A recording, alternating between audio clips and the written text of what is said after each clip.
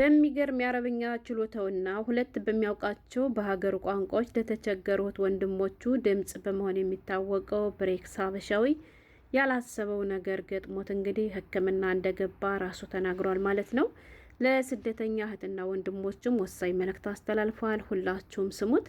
በዚህ አጋጣሚ ሁላችሁም በየሃይማኖታችሁ ለብሬክስ ዱዓ ጸሎት አድርጉለት ማለት ነው። ብሬክስ እንግዲህ እስከምናውቀው ድረስ ዘር ሃይማኖት ሳይል በስደት ላይ ለተቸገሩ፣ ለተሰቃዩ፣ ለተበደሉት ወንድሞቹ በሚገርም የአረበኛ ችሎታው ለብዙ አረቦች ጉዳዩ እንዲደርስ በአረበኛ ቪዲዮ በመስራትና በሚያውቃቸውም በሀገሩ በሁለት ቋንቋዎች በአማርኛና በትግረኛ ለተቸገሩ ወንድሞች ድምጽ በመሆን የሚታወቅ በጣም ምርጥ ሰው ነው ማለት ነው። እንግዲህ ብሬክስ ዛሬ ሁሉም ነገር ከአቅሙ በላይ ሆኖበት ሕክምና በዱባይ በሚገኘው በቻርጃ በአንድ የሕክምና ማዕከል ገብቶ ሕክምና እንደጀመረ ተናግሯል ማለት ነው። ምን ሲል ገልጧል መሰላችሁ? እውነቴን ነው የምላችሁ፣ እኔ በጣም ነው የገረመኝ። ሌላውን ነገር ተውትና ሰሞኑን መነጋገሪያ የሆነው የሀና ጉዳይ ሁላችንም የምናውቀው ነው። ምን አለመሰላችሁ? ሰው ከውጭ ሲታይ ሙሉ ቢመስልም በውስጡ ግን ሊነገር የማይችል ስቃይን ደብቆ ሊኖር ይችላል ብሏል ማለት ነው። እና እኔ ከዚህ ላይ እየታዘብኩት እንዳልኳችሁ ሁሌም ቢሆን በስደት የሆነ ሰው ችግር ገጠመው ሲባል ድምጽ ከሚሆኑ ወንድሞቻችን እህቶቻችን መካከል አንዱ እሱ ነው ብያችኋለሁ።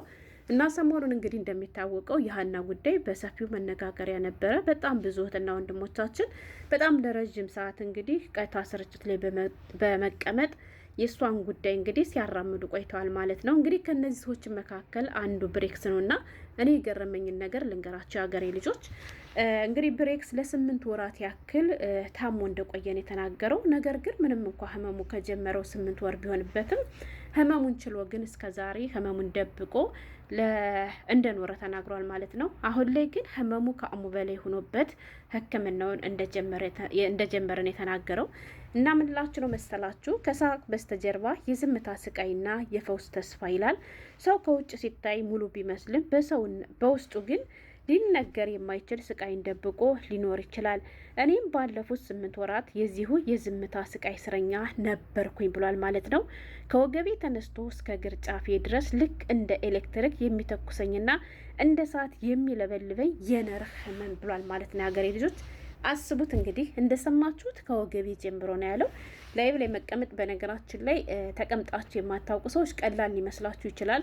ተቀምጦ ማውራት ምን ችግር አለ አይከብድም እንኳን ልትሉ ትችላላችሁ። አይደለም ለመምተኛ ይቀርና ወላሂ ነው የምላችሁ እንኳን 7 ሰዓት እንኳን 8 ሰዓት ይቀርና ላይቭ ላይ ቀጥታ ተቀምጦ እንደዚህ ከሰዎች ጋር ያለውን ነገር መመላለስ ለ30 ደቂቃና ለ1 ሰዓት ራሱ በጣም ይከብዳል። ስለማውቀው ነው ማለት ነው።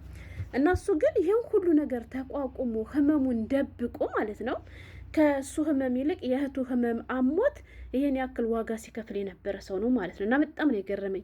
ለምን ብትሉ ወገቤን ታመሜ ብሏል። እና በተለይ ደግሞ ለረጅም ሰዓት መኪና ሳሽከረከር ህመሙ እንደሚጠናበት ነው የተናገረው። እንዲሁም ደግሞ ቀን በቃ አላደለ ህመሜን ደብቄ ስጫወት ስራዬን ስሰራ ውላለሁ፣ ማታ ግን እንቅልፍ የለኝም ነበረ እና በዚህ ሁኔታ ለ8 ወራት ያክል ከዛሬ ነገ ህመሙ ይስተካከላል ይተወኛል እያልኩኝ ስቃይን ደብቄ ኖር ያለው አሁን ግን ከአሜ በላይ ሆኖብኛል ብሎ እንግዲህ ቀደም ሲል እንዳልኳችሁ በዱባይ በቻርጃ ከተማ በሚገኝ አንድ የህክምና ማዕከል እንግዲህ ህመሙን እንደጀመረ ተናግሯል ማለት ነው። እንዳያችሁት ከሰውነቱ ላይ በጣም ብዙ ዋየር ተሰክቶበት የሚያሳይ ምስልም ታምኔሉ ላይ አለ። ያው ከዚህ ላይ ያላስገባውት ዩቲዩብ ስለማይፈቅድልኝ ነው ማለት ነው። እንግዲህ ውድ ቤተሰቦች በዚህ አጋጣሚ በተለይኛ በስደት ላይ የምንኖር በተለይ ደግሞ ልክ እንደኔ ኮንትራት የምንሰራ ልጆች አመሜ ብልሳ ብነግራቸውሳ ቢያሳፍሩኝሳ አመሜ ብያት ህክምና ብትወስደኝሳ ስመረመር የሆነ ነገር ቢገኝብኝሳ ያሰብኩት ነገር የጀመርኩት ቤት የሆነ ነገር ይሄን ነገር ሳላደርግ ወደ ሀገሬ ቢመልሱኝሳ እያልን በጣም ብዙዎቻችን ህመማችን ደብቀን የምንኖራለን። ብዙዎቻችን ደግሞ ብንናገርም ደግሞ የሚያሳክመንን አካል ስላጣን አሰሮቻችን ፈቃደኛ ስላልሆኑ ችግር የለም በቃ ብለን ህመማችን ዋጥ አድርገን ቀን እንዳንሰራ ሌሊት እንዳንተኛ እያደረገን በቃ አይደለ እንዳንሞትም እንዳንድንም ሆነን ብዙዎቻችን ቁስላችን ህመማችን ደብቀን የምንኖር ሰዎች አለን ማለት ነው።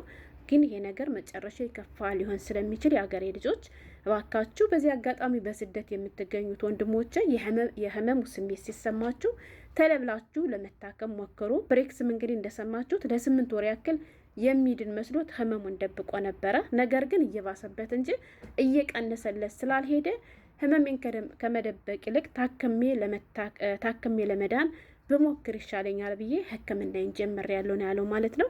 ስለዚህ ሀገሬ ልጆች ልክ እንደኔ አረብ ቤት ውስጥ የምትሰሩ ብሬክስ በሰዓቱም ሄዶ የመታከም እድል አለው። ምክንያቱም ብሬክስ የራሱን ኑሮ የሚኖር ሰው ነው፣ እንደኛ ኮንትራት ቤት የሚሰራ ሰው አይደለም። እና ቀለም ብሬክስ በስደት ብዙ ውጣ ውረዶችን ያሳለፈ ነው፣ ግን ጀግና ነው። ከነበረበት ወደፊት ብዙ እርምጃዎችን ተራምዶ ያየሁት ስደተኛ ሰውም ነው ማለት ነው። ሳውዲ እያለ ምን ሲሰራ እንደነበር እናውቃለን። አሁን ላይ ያለበትን ደረጃ ምናለን። ከዚህ በላይ ከፍ ያደርገው፣ ምክንያቱም በጣም መልካም ሰው ነው ወላይ ለስደተኞች የሚያደርገውን ነገር በጣም ይለያል። እና ዘር ሃይማኖት ሳይል ነው። ገባችሁ? አንድ ስደተኛ ተጎዳ፣ በደል ደረሰበት ሲባል ድምጽ የሚሆን ስለዚህ ለዚህ ሰው ደግሞ አለማዘን አይቻልም። እና አላህ ከዚህ በላይ ጨምሮ ከፍ ያድርገው፣ ሀፊውንም አላህ ይመልስልን፣ ሙሉ ጤናውን ይስጠው ማለት ነው።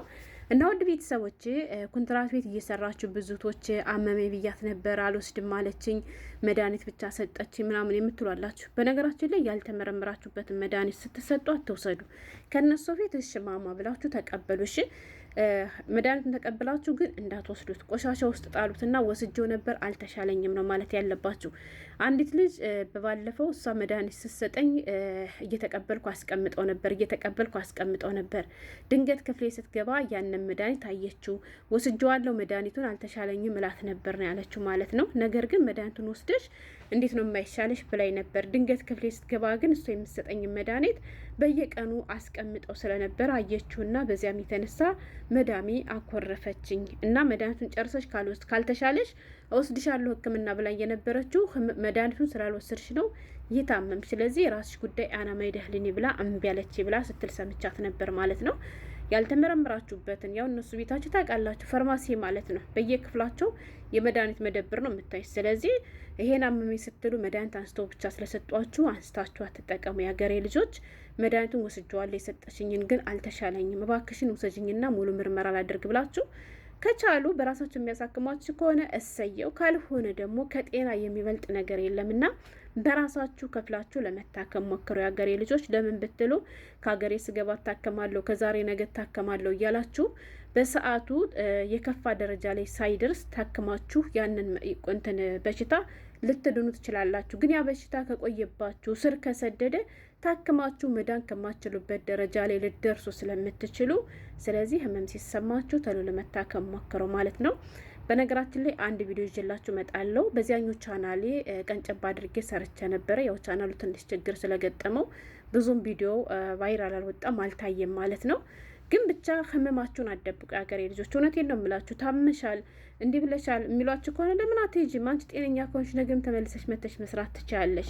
አንድ ቀን ታመሽ ብተኛ አታስተኛሽም። ታማችሁ ደግሞ በተደጋጋሚ እናንተ ህክምና ውሰዱን ብላችሁ እምቢ ካሏችሁ ያላችሁ አማራጭ መታከም ከፈለጋችሁ አሞኛል ብላችሁ ተኙ። እሺ አንድ ቀን 2 ቀን ስራ ስትቀጧት ለእናንተ ብላ ሳይሆን ለራሷ ስትል ወስዳ ታሳክማችኋለች እና ማለት ነው።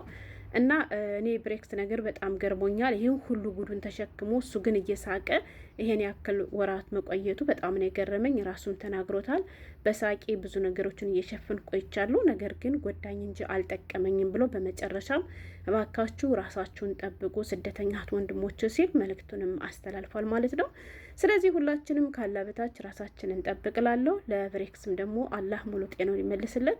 ሁላችሁም በየሃይማኖታችሁ ዱዓ ጸሎት አድርጉለት። ስለተከታተላችሁኝ አመሰግናለሁ። በሌላ በተሻለ ቪዲዮ እስከምንገናኝ ሰላም ሁኑልኝ።